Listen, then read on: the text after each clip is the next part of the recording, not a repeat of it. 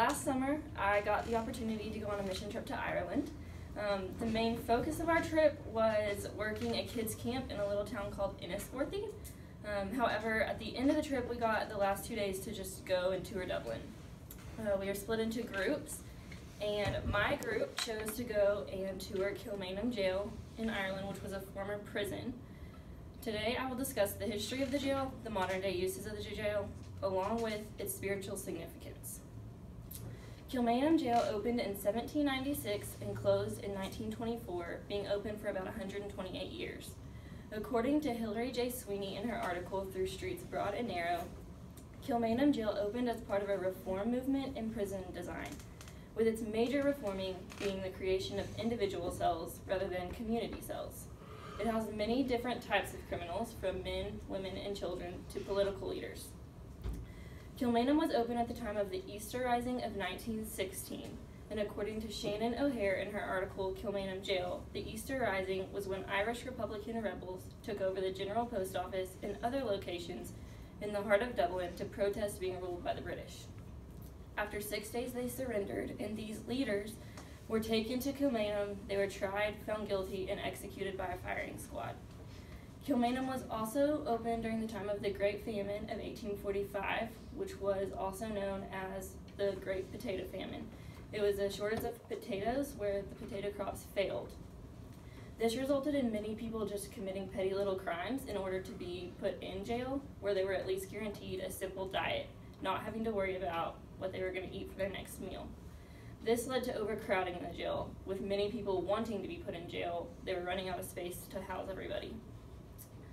Kilmainham has a rich history, however, in present day, it is no longer a working prison.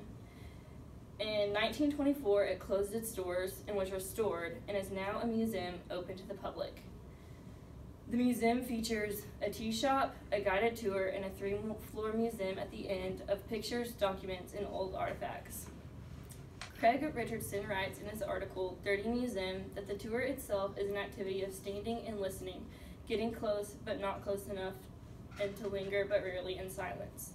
For me, being on the tour, I see how this is true. The tour is a walking tour all throughout the jail, where you walk around with a guide who is instructing you on all of the different parts of the jail and its significance in history. You can get close to things, but in some areas not close enough. Many of the cells are open and you can walk in and really feel what it was like back then. However, there are a few cells that you are not allowed to go in, and you can just look through the cracks in the doors.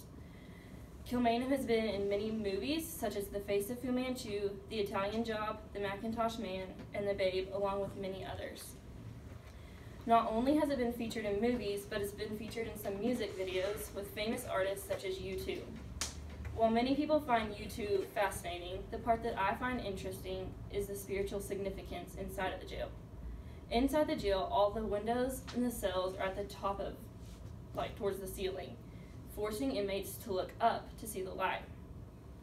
When in one of the main rooms, you can see a staircase that leads straight down into darkness. And we were not allowed to go down there, so we asked our guide at the time what it was. And she said that it was the basement for criminals who were misbehaving, and it could be used as torture. Down there was 2 cells in pitch darkness where you would be alone.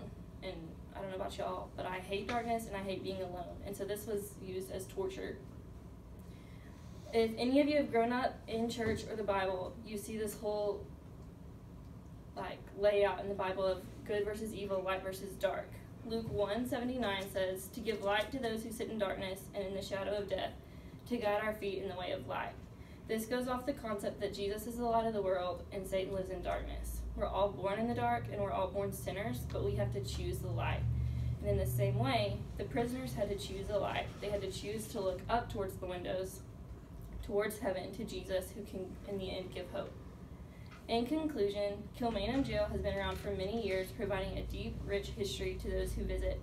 It has housed many different types of criminals, from men, women, and children, to the political leaders of the Easter Rising, to the citizens during the Great Famine of 1845. It closed its doors, but was soon after restored into a museum that now tourists can go and visit. And lastly, the whole concept of light versus dark, providing prisoners a sense of hope looking up towards the light. This is one of my favorite tours that I've ever been on, and if you ever get the chance to go to Ireland or Dublin, I suggest that you go and visit it as well.